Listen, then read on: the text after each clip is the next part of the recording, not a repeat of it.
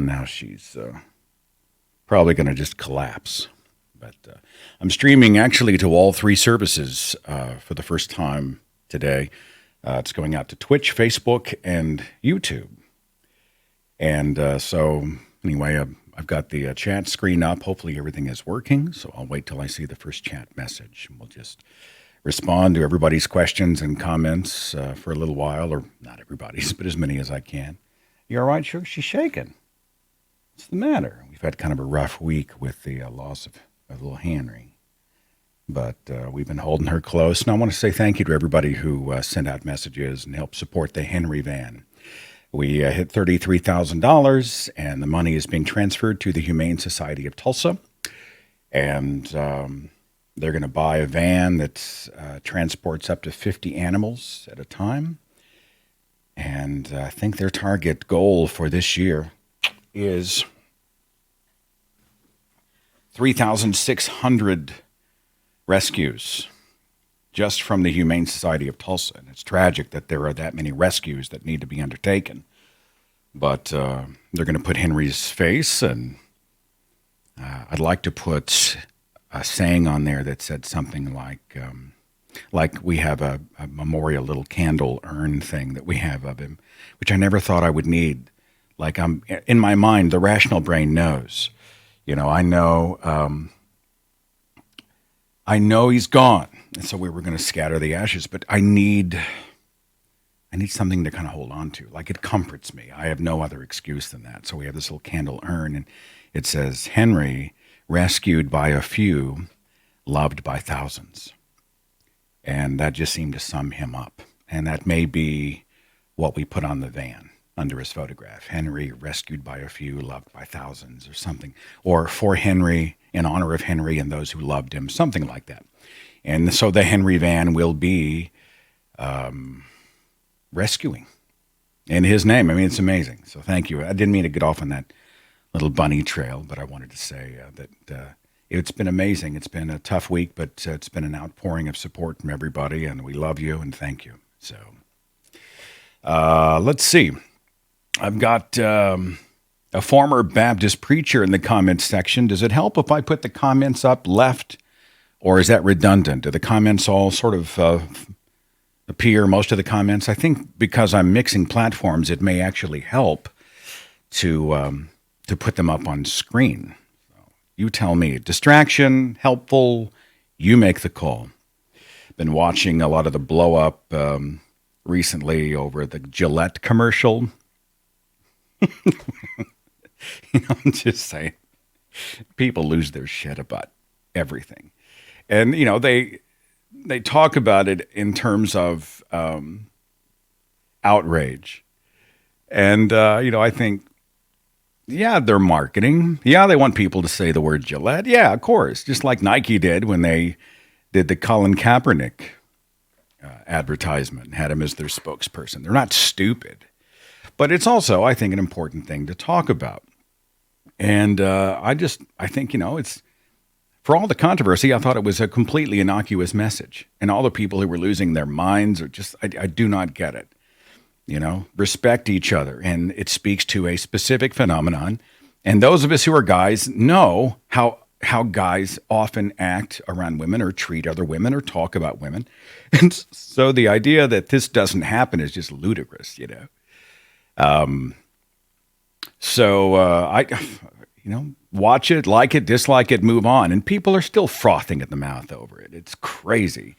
Watching the Covington Catholic School blow up about the kids who were at the protest, and Nathan Phillips and the Black Hebrew Israelites, or whatever the name of their group was called, and everybody's losing their shit. They're still bitching at each other about this, dividing. Everybody's throwing the word Nazi around. And it's just tired. It's just, the whole thing's just tired. We have lost the ability to be able to explore ideas, to talk about things to each other, with each other. We have dehumanized each other to such a degree that, and social media fuels it, the regular media fuels it, we have dehumanized what should be a human experience. And I just, after a while, have to check out. I mean, sometimes I want to make a statement because I think that it's important to lead by example, or to show an example. And at the same time, sometimes I just think, why bother? Because, people are just going to lose their minds. Now, aren't you tired? Isn't there a backlash going on? People are just weary of all the shouting, all the insanity, all the, I don't know. What was that image somebody posted? It's like, what I think, what you think, and then everything in the middle was like, everything on the side of what I think is Nazi. I didn't see Joe Rogan's take on it. I don't have time to watch a lot of content that other people put out.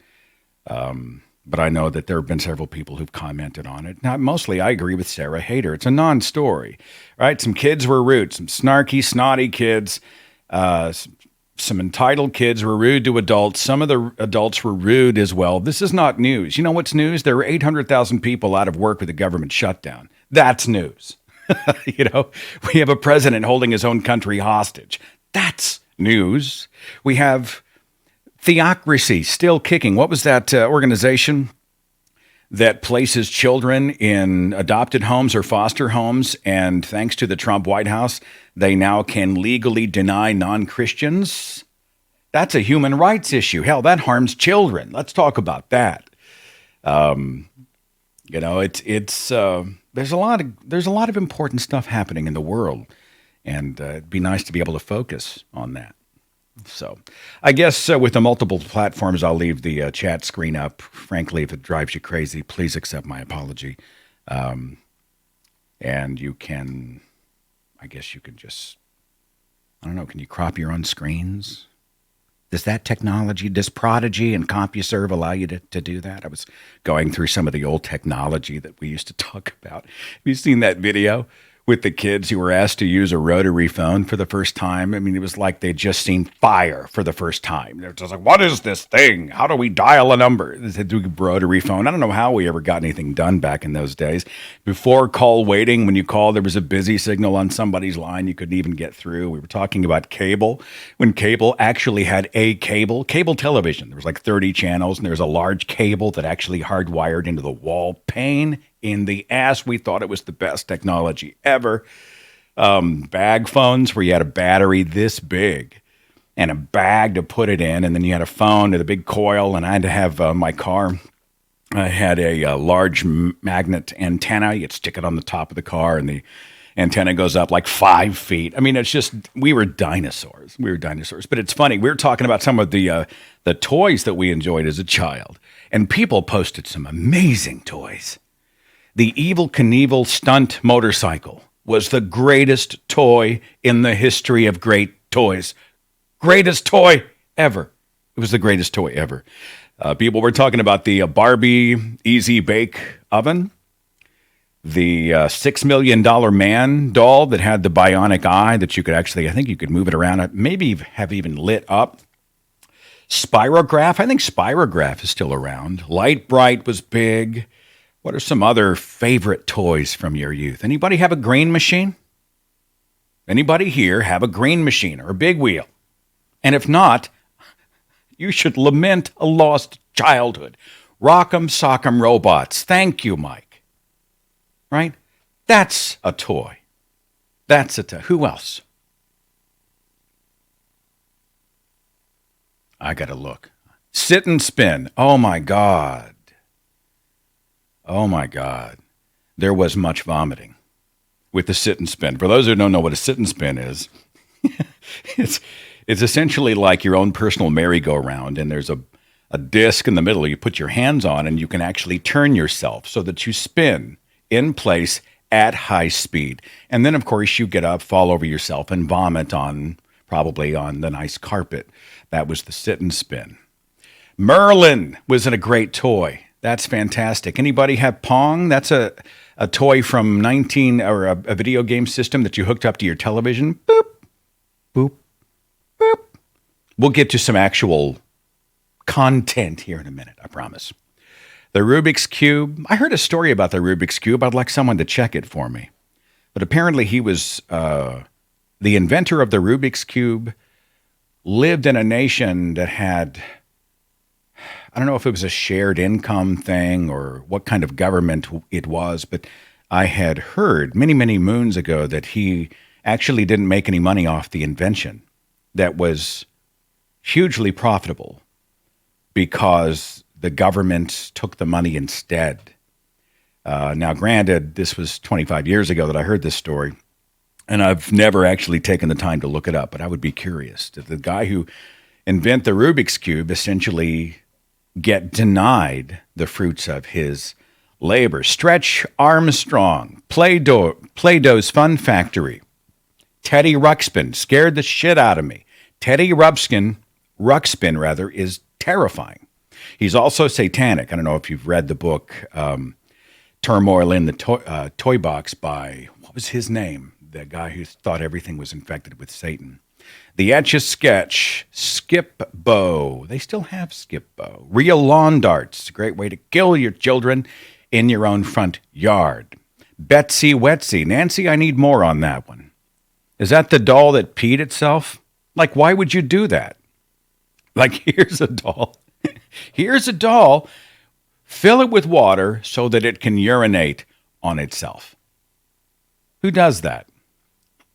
Hungry, Hungry Hippo. My Pet Monster, Lincoln Logs. Mousetrap, the game Mousetrap. We never played the game.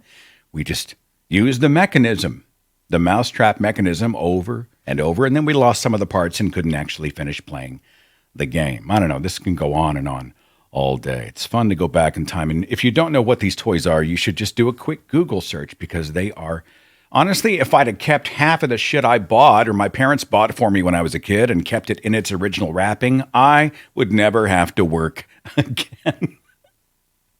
There's a documentary on Netflix called The Toys That Made Us, and they have a segment on Star Wars. These old first edition Star Wars action figures, when they came out, we just tore into them. Now, you can sell them for thousands and thousands of dollars. How much loot, how much bounty did we toss into the wastebasket or lose or just wear out through play? We could have simply bought an extra and put it in a storage place for 25 years, 30 years. We would be rich today had we only done so. Anyway, what else would you like to talk about today? Is there anything that's happening in your world that is relevant, that's interesting, that would be something that perhaps our viewers and listeners would enjoy being a part of? I'll wait for the comments. Have you heard the story of Laura Hall, held prisoner in Pakistan? A worthy story for any atheist or agnostic to check out. No, I haven't. Hang on. I'll do a real fast Google search.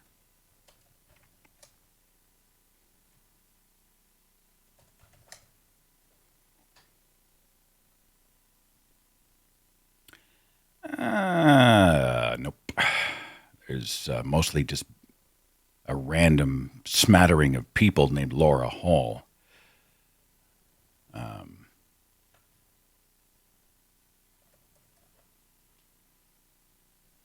I would like to talk about her name, I think, was Raha. We had been sharing her story as her family was coming after her. She was trying to escape radical Islam, and she was at the airport in Thailand, barricaded in her room, her family members threatening even death. I think one of her uncles said he was going to behead her for the shame she had brought, and she was sort of live tweeting as this was all unfolding. We were watching, sharing, resharing, retweeting, calling embassies, trying to get the word out. And because of public pressure, she essentially was given an advocate. Somebody came in and I think it was the UN came in and promised her that she would not be taken back by her family. And then I think Canada gave her asylum, which is an amazing thing. I mean, it was the efforts of everyday people that made that happen. And it's sad because there are probably thousands of stories every single day that play out where there is no happy ending, where someone is either taken back into an imprisonment of sorts, or they're beaten as a consequence, or just killed outright in the name of honor. David asked me if I've tried VR, virtual reality. I have not. I'm a little scared to. I don't think they do. They do VR games for the PC, because I don't do PlayStation really. I don't have a. Let's just say I was weaned on the Atari 2600 joystick, and so the PlayStation controls. I know I'm talking like a freaking grandfather, but that's just how I roll. Then I've got, the kids come over and they're doing all this stuff. We downloaded a game called Steep, which is an amazingly realized environment where you were up on these giant snowy mountains, and you can snowboard, you can ski, you can parasail, you can wingsuit, which is the favorite for us. And so you just spawn yourself at the top of a mountain, a hugely detailed mountain, and you leap and you wingsuit all the way down, and it is unbelievable. It is so much freaking fun. So anyway, Steep is what we've been playing at the house. And then I've been playing Alien Isolation online for the thrill of the audience. I'm using thrill in a relative context because mostly it's watching me die horribly. Let's see. Reading the chat here very quickly. Drawn Steel Hero says, my first Transformer, nearly 35 years old, is still on my display shelves. Oh, keep that puppy safe. By the way, we went to go see the new Transformer film, Bumblebee. It was good. Like, for those of us who are like battered spouses who keep going back to Michael Bay Transformers movies, I finally gave up on them. We were like, no, no, maybe this time it'll be different. Maybe this time it will be good. And we just leave, just beaten, bruised. It's awful. Michael Bay, stop making films. Stop making movies for the betterment of all.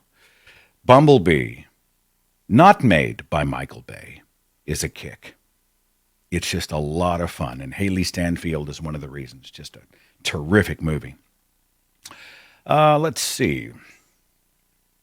Jeff says Alien Isolation's like you're stuck in a bad hotel. That is not untrue. Isn't there a new Resident Evil coming out shortly? Someone said something about a Resident Evil. Is it a game? Is it a film? Not a fan of the films. We may do a little more Alien later this afternoon, depending on the rest of the inbox today. Scanning, scrolling. Alex says, I keep trying to find it in me to let go of the anger I feel for my mother and sister for continuing to be Jehovah's Witnesses and valuing nonsense over family. I keep failing. Any thoughts on how to move forward?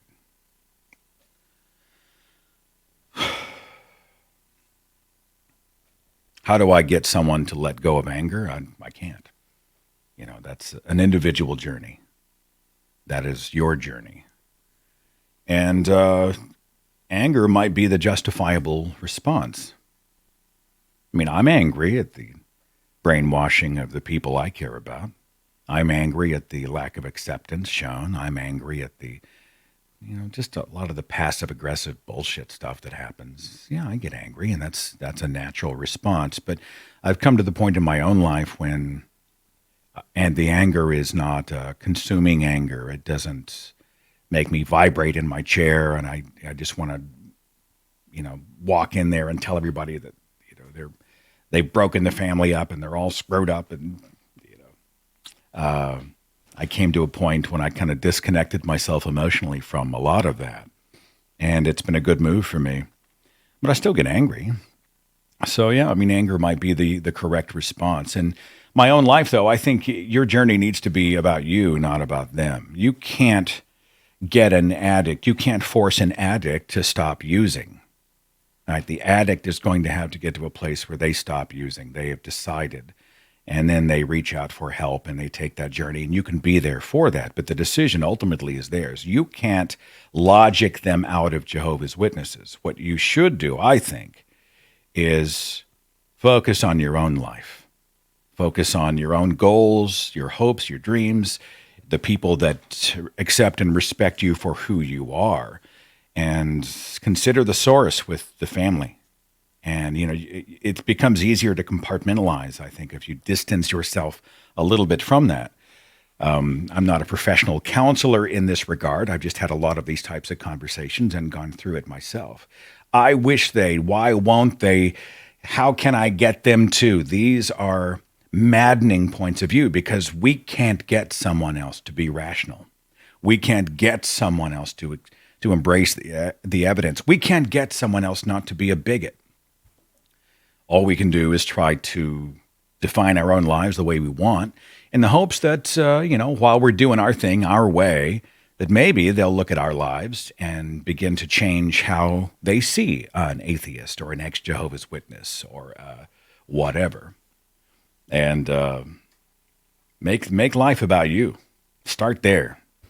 And after that, the rest becomes about respect. That's my 2 cents.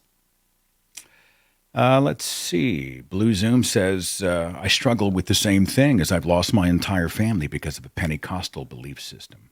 They cannot accept me as a lesbian, so I've not seen or spoken to them for years, and I'm sorry. That is on them, I think. That's on them. I mean, I don't know all the specifics. I don't know what's happened, who drew the line, but not accepting you for who you are, not loving you as you are, that's on them. You deserve a life where you are loved and respected for who you are. Stan asked me if I'm a Guillermo del Toro fan. Absolutely. Pan's Labyrinth is one of my favorite films ever. It's just a beautiful movie. Someone said he was doing a horror movie. I didn't care for, what was the House movie that he came out with? Crimson something. Didn't like it. But if he was to go back and do another horror film, something like The Devil's Backbone, I'd be all over it. Let's see.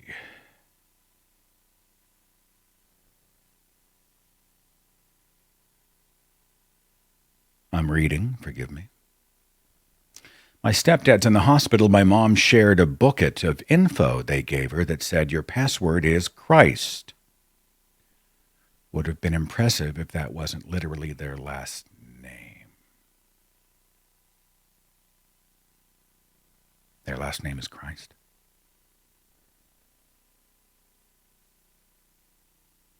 I just want to sit on that piece of information for just that's a show. Like, hi, is this Joshua Christ? Or if they name someone Jesus, Jesus Christ, and somebody comes running. Did you call? Yeah. That's funny. C asked me if I've ever meditated. Okay, this is true.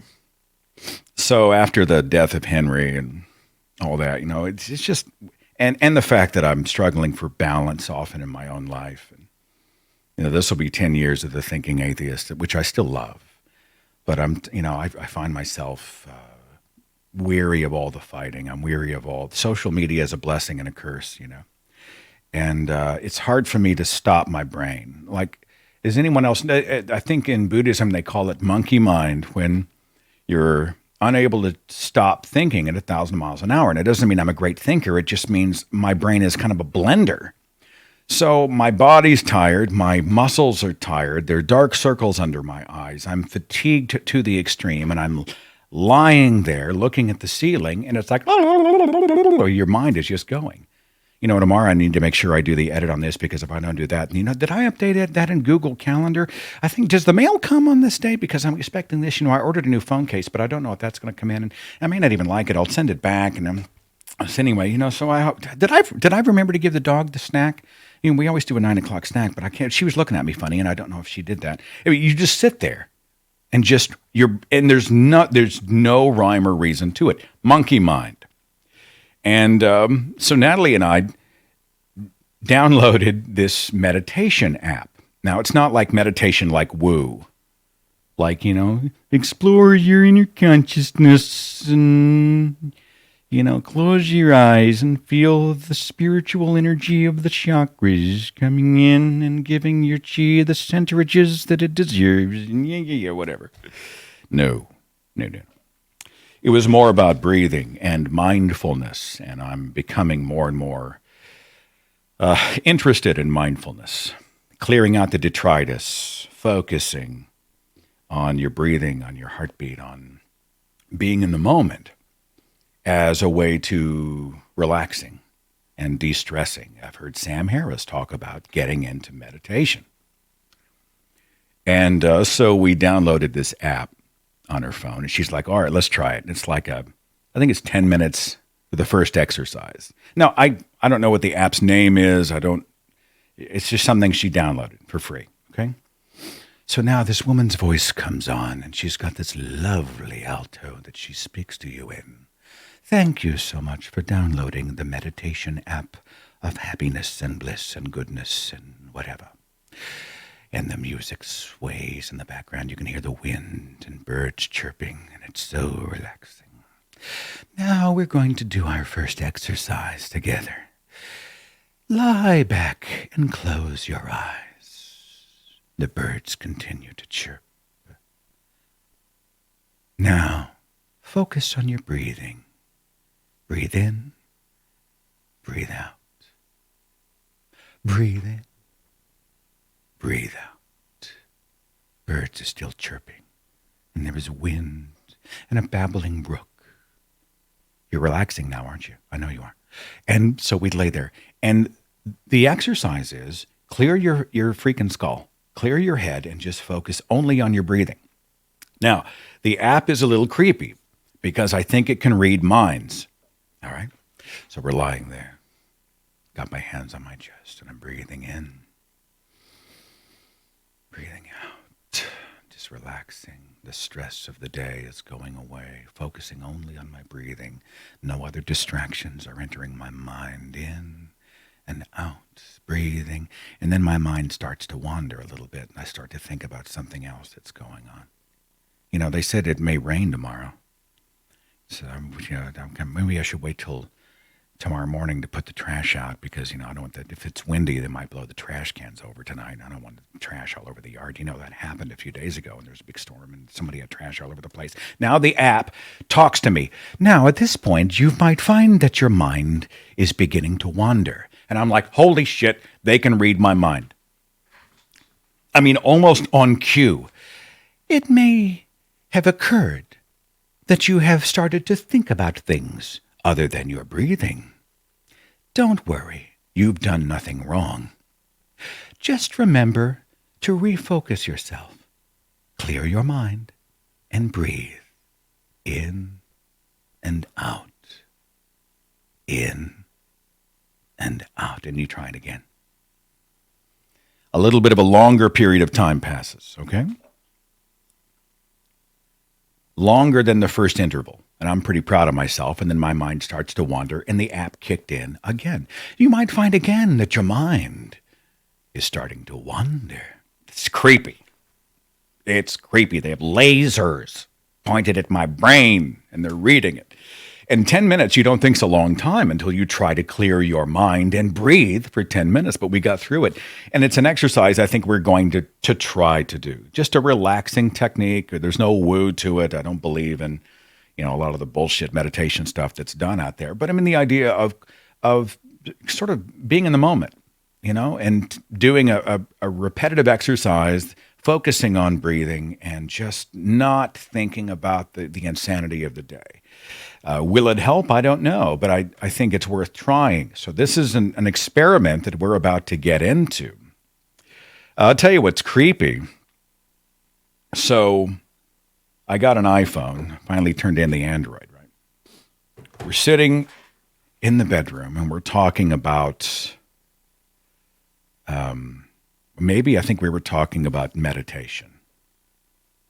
Now, we weren't Googling meditation.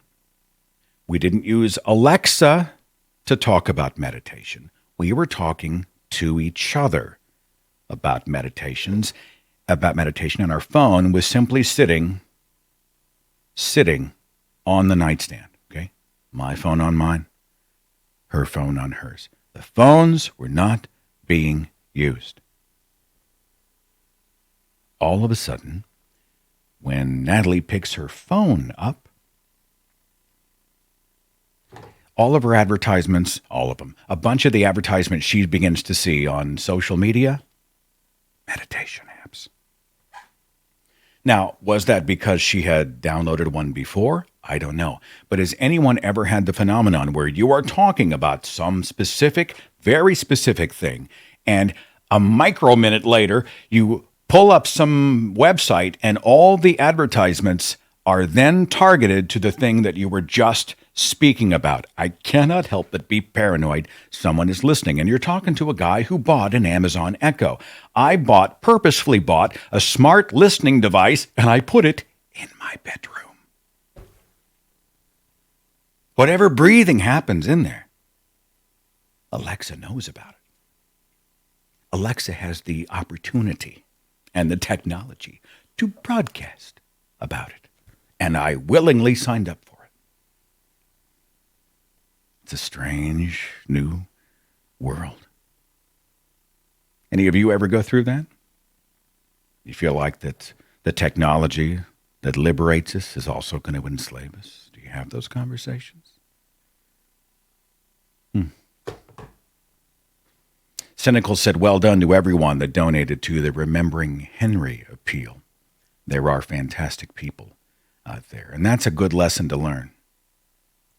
Because in a culture where outrage sells, outrage gets noticed, it's hard to remember sometimes about all the good. You'll see somebody who abuses an animal, and you think, how could they do that? Who are these people?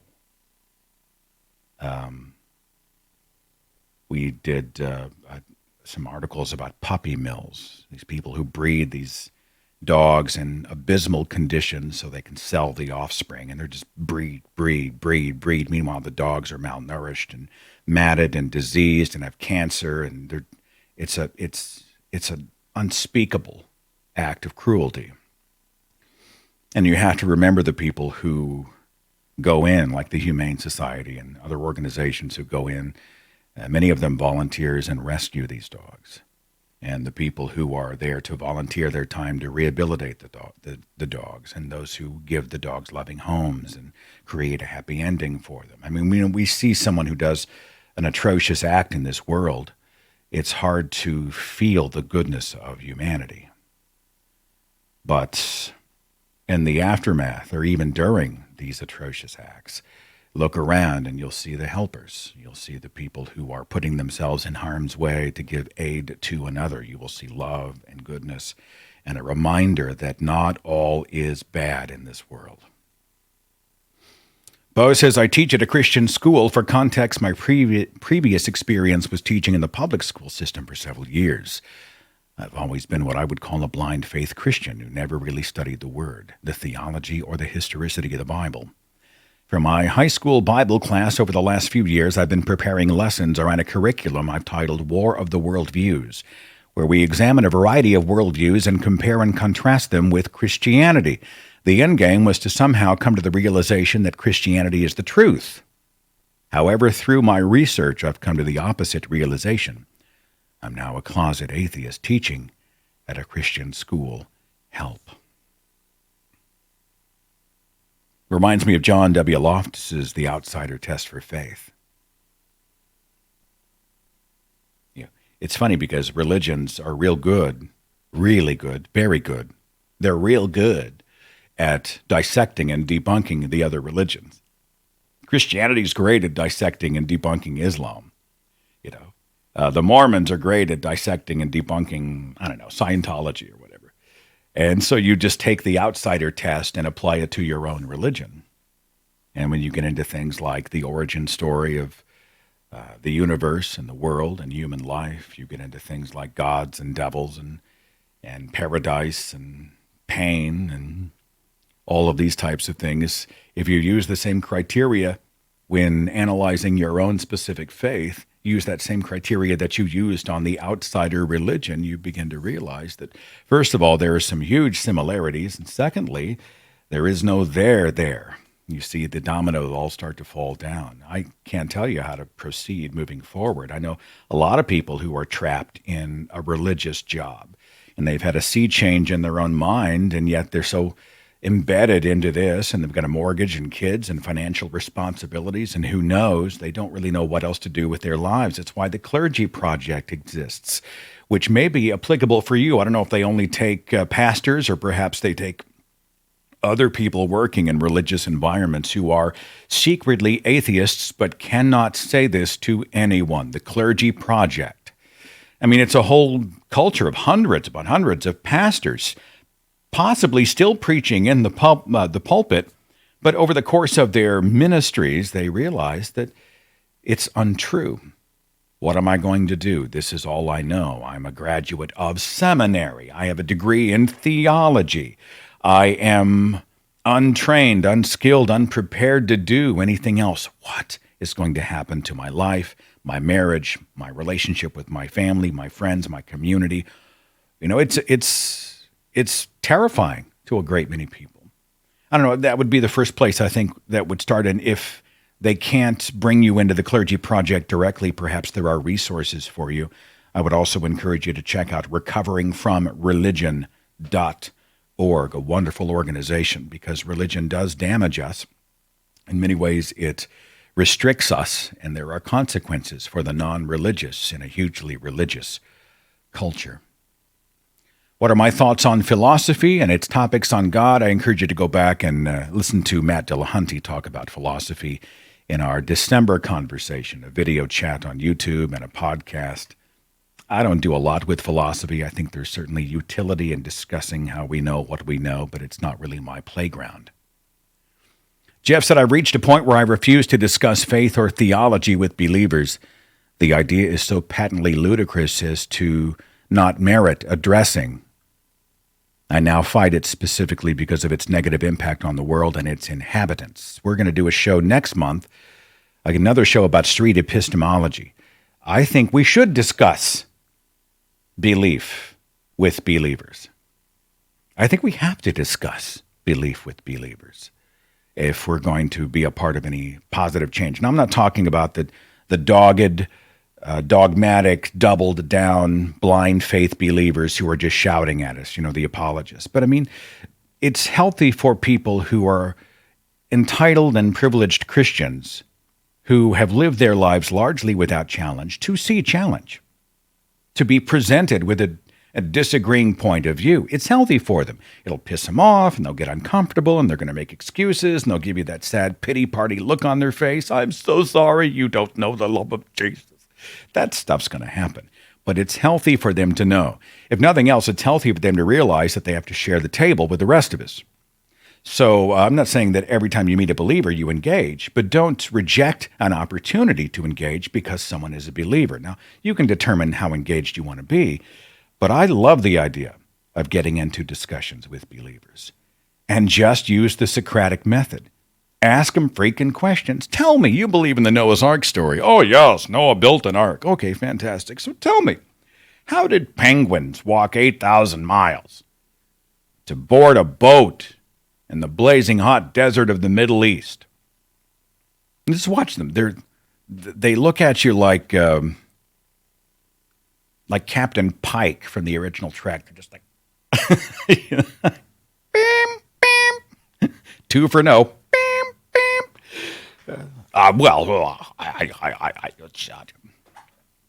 Do you think slavery is wrong? Oh, slavery is atrocious. God hates slavery. Well, how do you reconcile that with Exodus chapter 21? That's not in the Bible. Well, actually, if I was to show you in the Bible, would you be interested? These are wonderful opportunities. And there are also good opportunities to plant seeds, because a lot of people who've gotten into these types of exchanges, I mean, sure, they double down and their backfire effect kicks in and they do what they do. And then in the back of their mind, that seed has been planted, the seed of doubt. Now, remember, these people have been taught that doubt is a sin or a weakness or an attack, but doubt is actually a healthy thing. That doubt does not just immediately vanish when you do. That seed of doubt becomes something that they stew on and chew on and try to ignore. And what am I going to do with that? And oh, wait a minute, that's actually a pretty good question. If God hadn't created the sun until day 4 in the book of Genesis, How had 4 days already passed? There was no sun to indicate a day, and a day-night cycle, a 24-hour cycle. How was that done?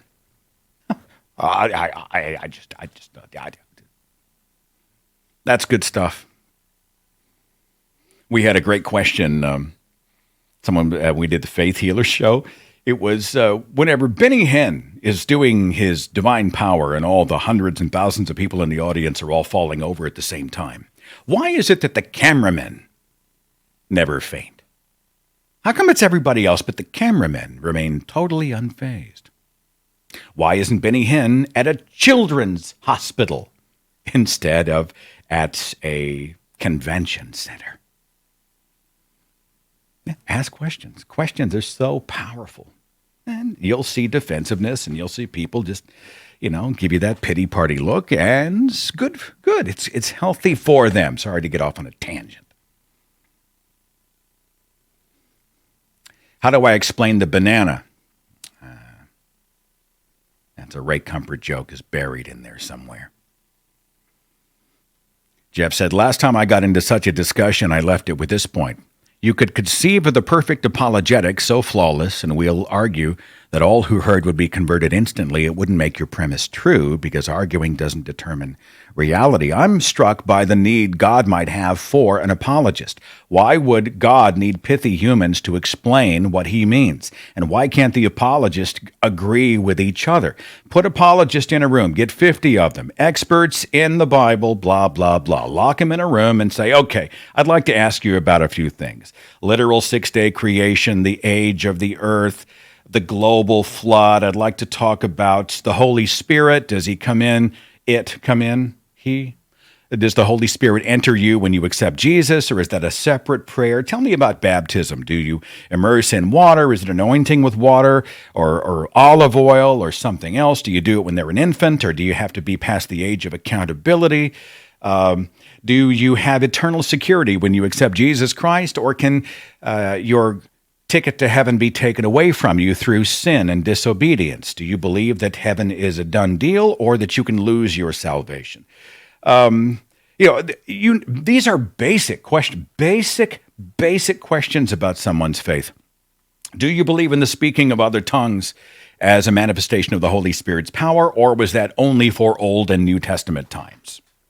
And you'll see the apologists clash off each other. The apologists cannot agree on the basics. And then they smugly look at the other apologists with pity and say, oh, they don't know the love of Jesus like I know the love of Jesus. It's beautiful. That's funny, Dan. Dan said, babies and olive oil.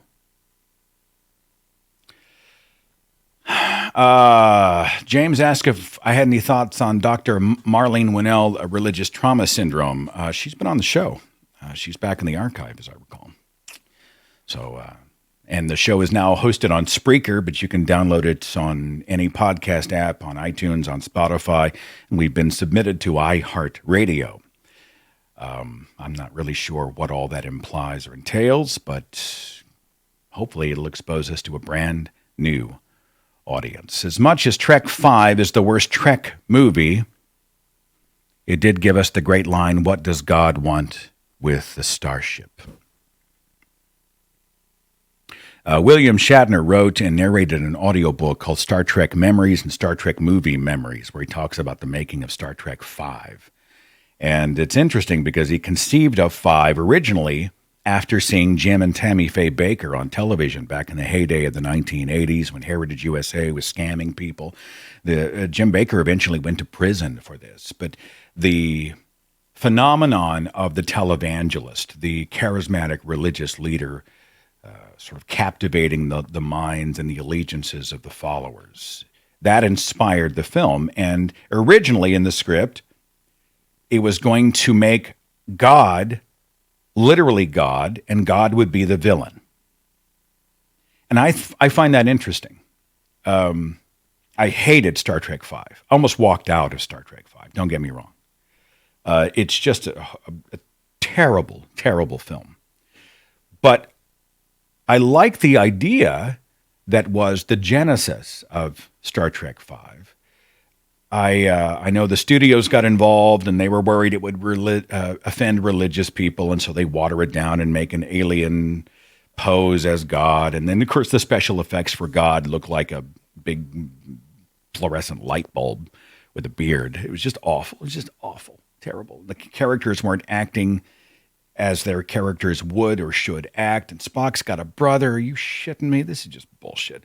The acting's terrible. Oh, it's just, I hate that film almost as much as I hate Guacamole. But the idea at the genesis of it, at the beginning, the seed of the idea before it was sort of changed, would have said that, okay, God does exist and he's a complete bastard.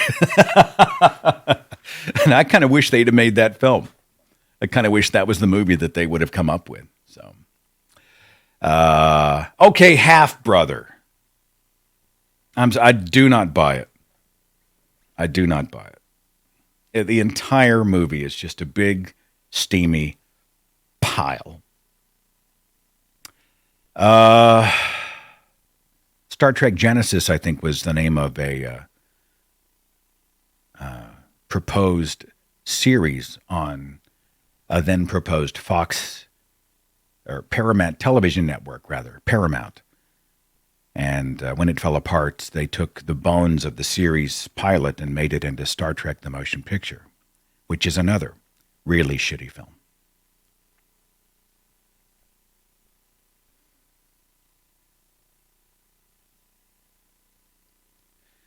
I'm reading, is it Gilly? I was wondering if these fundamentalist civil rights infringing tract polluting nutters say they know the Bible so well and ex-believers actually know the Bible, why not make refuting tracts? Do you think tracts are going to change their minds? I don't think minds are changed because of data. I think minds are changed through discussion, through befriending or being around, being in the social circle of someone who has a religious belief, and you being a non-believer.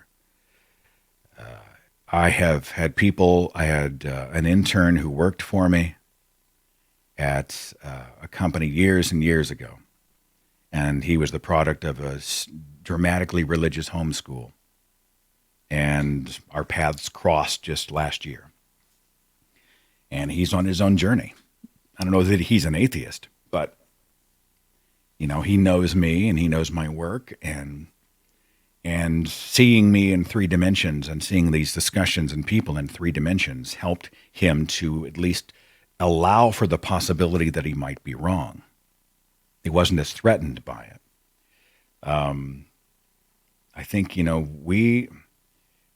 how in the world do we attract people to a more reasonable position if we ourselves are not trying to be attractive to people? Walking around with our middle fingers extended saying, fuck you, believer, is just so unbelievably wrong-headed and counterproductive, and it's just not how we want to live our lives. I feel sorry for the people who walk around with that superiority complex, looking down their nose at those who disagree with them.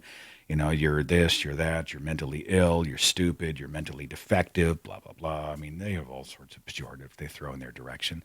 And, all believers are this, all religious people do that. This is tragic, and we have to be better. Larry says, thanks a ton for what you do. You've given me a lot of quiet support. Oh, it's an honor, my friend. Just know you're not alone out there. I have not seen Star Trek Discovery. I just couldn't bring myself to purchase the CBS app.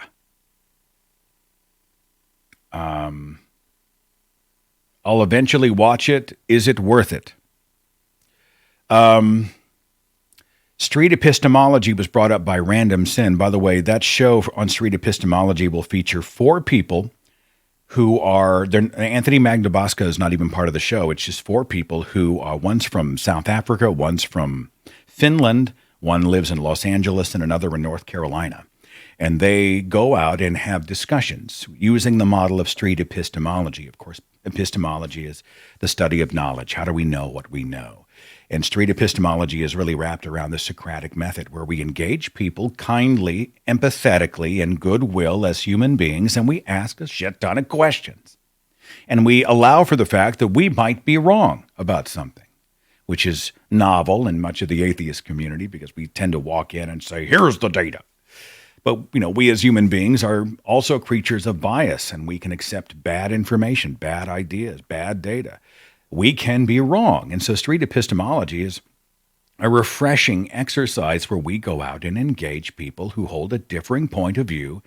We make sure we're talking about the same stuff, and we explore how we got to those beliefs. And so these four are going to join me on a podcast in February to talk about their own experiences out there doing SE, what's worked, what doesn't work, why they think it's a worthy addition to the sort of the debate and discussion toolkit. I would encourage you to just get ready for that when I think it'll air I want to say the third Tuesday in February. I'll make a big noise when it finally comes out.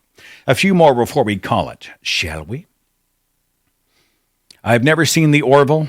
Sorry, everybody talks about it, but I don't have a ton of time for television. I need Mindhunter Season 2 to come out. I need it to come out now. That's a fantastic series on Netflix. I just finished watching Season 1 of The Sinner. That was pretty good. God,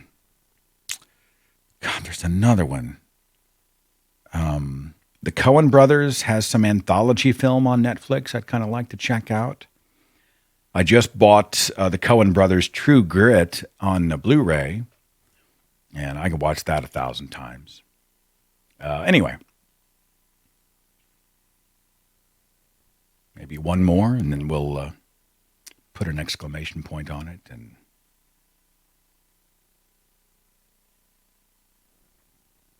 I'm reading mixed reviews on Star Trek Discovery. I love Jason Isaacs. I mean, I hear he's in it. He's a legend.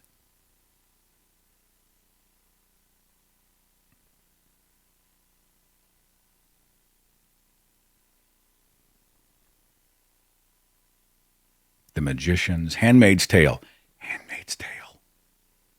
Tough watch, but it's brilliant.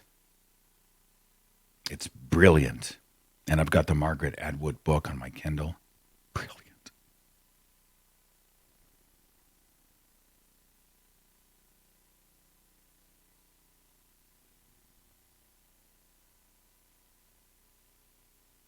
Okay, I'm not seeing really any major queries, unless there's something I'm missing.